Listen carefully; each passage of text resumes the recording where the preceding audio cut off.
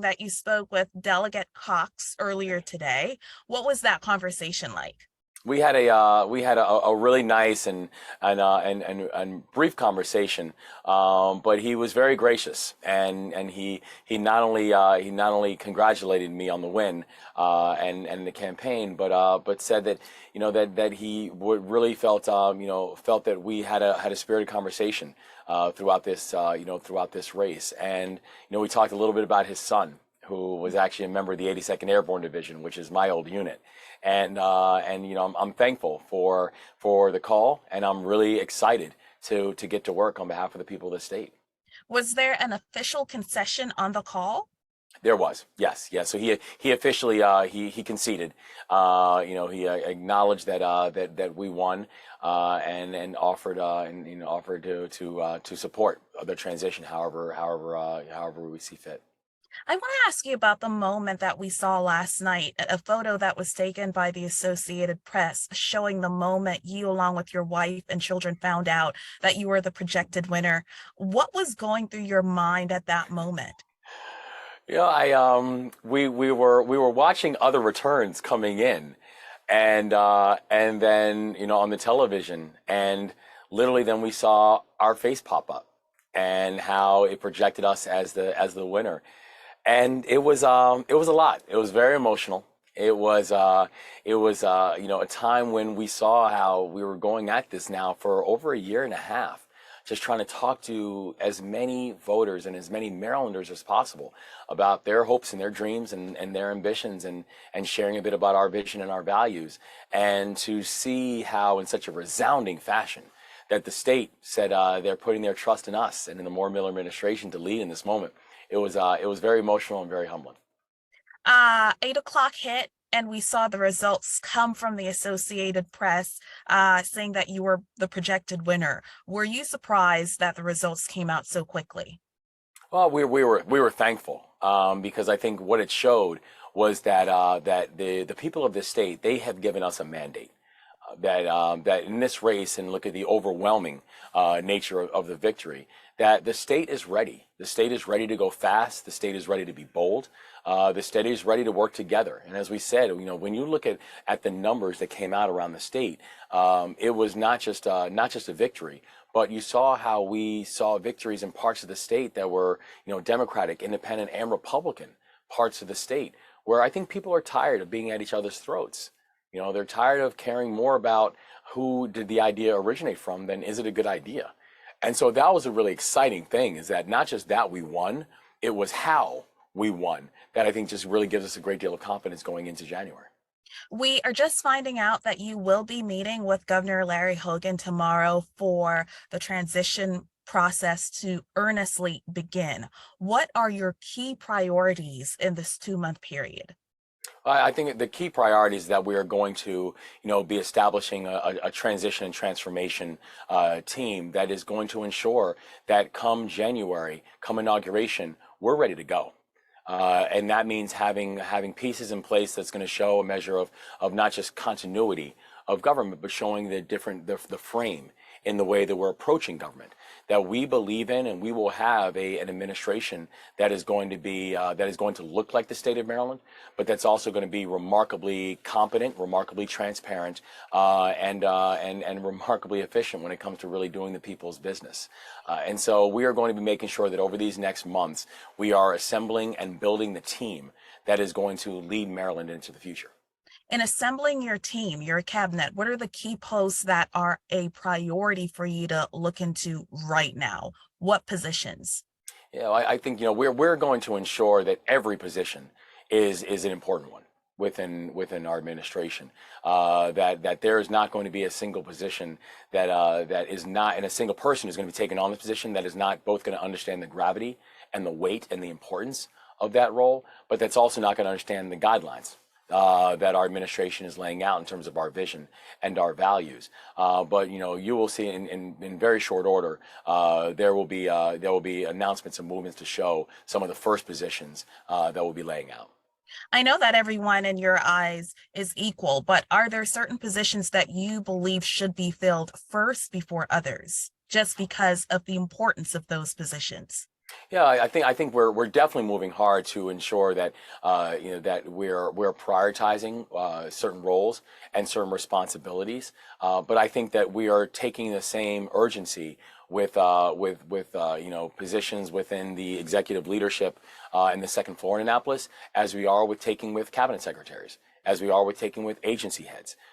Every single position in the state of Maryland is going to be filled with people who are not just competent, but people who are reflective of the urgency that we have to move at as a state. And those are some guiding principles and guardrails that I know that I will have as I'm looking for the people who are filling those positions. I want to push back on that just one bit. You said that there will be a priority and urgency with certain roles. Any role that you would like to let us know about that you believe is urgent to fill Well, sooner than the others? yeah, well, I think in short order, we'll be having some announcements on who are some people that are going to be filling, some of the key roles that we're going to have within the administration. But I do think it is important that people understand that when we talk about what are key roles within the administration, the answer is all of them. And there's going to be a high bar for every single person that is going to take a place in the Moore Miller administration. That we do not see lower tier or throwaway positions in our administration, the same way that I don't see throwaway Marylanders. That we are going to have a high bar for every single person that will enter into this administration. Okay, sir. Thank you for allowing me to push back on that a bit. It's okay. Yesterday, in your speech, you mentioned a lady on the Eastern Shore by the name of Michelle who talked about the inadequacies of her job prospects because she didn't have the proper broadband. That's right. You also talked about a gentleman by the name of Sean who Yeah. is literally using his money that he's making in order to get to work. There on Monday, we had a situation where a 13-year-old was shot in the head. There are all of these priorities that must be met. What do you say to people who are worried about crime, jobs, and just overall access to necessities? I say that was not just a core thing that we focused on during the campaign. It was a core part of my why as to why I got into this race in the first place.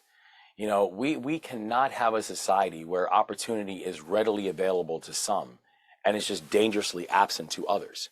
And we can't have a society where the access and the pathway to opportunity is consistently blocked, right? And so whether we're talking about Sean, the person who, the security guard, who was using weak salary because there was not consistent transportation assets to move him from where he lived in West Baltimore to where he worked downtown over in Fells Point, or Michelle, who consistently said, unless I can get consistent and affordable and accessible broadband, it restricts me from which jobs I can even apply for. We know we've got work to do. And so there is going to be a frame as to how we're building the basic infrastructure of our state, the digital infrastructure, the physical infrastructure that can provide people the pathways to actually have where they're trying to go and where the opportunity and ambition actually have a chance to meet each other. And so that's the frame and the way we're thinking about the movements within the administration. And how about the more urgent needs? As I mentioned, a 13-year-old was shot in the head here in Baltimore City on Monday. How will you hit the ground running on that very vital issue in the city of Baltimore? Yeah, I mean, this is not just a crucial issue; it's a personal one. As a Baltimorean, I am not just I'm as frustrated and angered as anybody with the unacceptable level of violence that we continue to see in our city. And so we are going to move with an understanding that there is no higher priority for any chief executive, especially the governor, than public safety. And so that means working in partnership with our local jurisdictions, working in partnership with City Hall, working in partnership with our new state's attorney, to be able to ensure that we are getting and keeping these violent offenders off of our streets, that we're getting and keeping these illegal guns out of our neighborhoods, and building and rebuilding processes like the Department of Parole and Probation, where a quarter, or a third of all the people who are committing these crimes are in violation of parole and probation. Making sure that we're doing things like taking state resources and putting them on loan to local jurisdictions like the city of Baltimore to help to decrease the workload of our homicide detectives and to be able to increase the closure rates that we can see in our local jurisdictions. And so there are things that the state can and will do when it comes to both prioritizing public safety and putting more resources on the ground to be able to support our local law enforcement. Delegate Dan Cox had more than 500,000 people vote for him. How will you reach out to this voting bloc to, in your words, ensure that no one is left behind? Yeah, well, the thing I'm offering and the thing I'm asking from them is letting them know that I plan on being their governor too, and I need their help. And I'm hoping that even if I didn't receive their support in this election, I'm asking that they will give us a chance and give us a try because I'm going to need them. I'm going to need them in order to create and help create a Maryland where everybody is seen and to create a Maryland where no one is left behind. That is not just a mantra. Come January, that will be the new mission of the state of Maryland. And in order for that to be real, it means we are going to be speaking to and we are going to be working with all Marylanders, including Marylanders who did not vote for me in this election. You made history yesterday, sir. You mentioned it. There are also many other people who've made history. Your running mate will be the first immigrant and woman of color in that role. Talk to us about that historic moment of being the first Black person elected governor here in Maryland. It's powerful, and I'm thankful. I'm thankful that that the people of Maryland didn't just give me this honor and this opportunity, but they basically said to our entire state, and they said to a whole lot of people and a whole lot of children who look like me that there's a pathway for you as well. That every opportunity should be open to you, and that for all of our children, no matter what their background is, the world is yours and everything that's in it. But I think the thing that I'm really stressing and is really important to me is that while I am very humbled by the historic nature of the campaign for both myself and my running mate, that's not why we're in this race. We're not in this race to make history. We are in this race because we believe deeply that in this next 4 years and working in partnership with Marylanders, that we are going to make a whole lot of the challenges that we are facing as a state history, challenges like environmental injustice and challenges like child poverty and inequitable pathways in education and economics, that if we can do that together, that's the kind of stuff that we want to, that we believe a true legacy is going to be built on as well. Sir, we know that leading up to this, you have gotten some big stars to endorse you. I wonder if any of those folks gave you a call today. I've been very, very blessed and a bit overwhelmed by the amount of support that we have received from people from people from around the country who have called to offer their congratulations and support, including a lot of people who have endorsed us. But also just really overwhelmed by the amount of everyday Marylanders and our volunteers who've also reached out and just talked about how exciting it's been for us to be on the trail together. And the thing that I've shared with all of them, every single person who's called me, is while I appreciate all their support, I'm gonna continue to need them, and we've got to continue working together in order to make all of these promises come true. So is former President Barack Obama one of the people who gave you a call today? And if so, what was that conversation like? I did receive a call from President Obama, and I'm thankful for his support, his guidance and friendship throughout this process and beyond. And he's excited about the future of Maryland, and I think he sees what Marylanders see, is that this is our time. This is a time for us to be bold. This is a time where Maryland is going to capture this decade. We are going to capture the imagination, and we are going to get big things done. And it's exciting to know that in him we also have a partner in order to do that. Oh, a final question for you. I want to ask you about your family, your wife, Dawn, your children, Mia and James.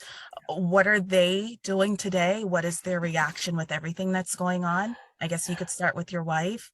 Yeah, I think they're all very excited. But one of the things I'm very I'm just I'm just thrilled about is I say our children are brilliant and they're kind, but they're also very unaffected. They're still continuing to, they understand the magnitude of this moment, but they're also still continuing to be and enjoy being, 11 and 9-year-old kids.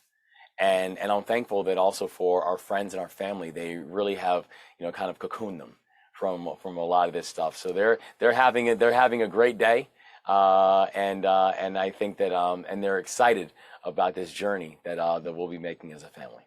Did they go to school today? They did not go to school. They got permission from their principal to take a day off today because it was a pretty late night last night. Understood. And then how about your wife, Dawn?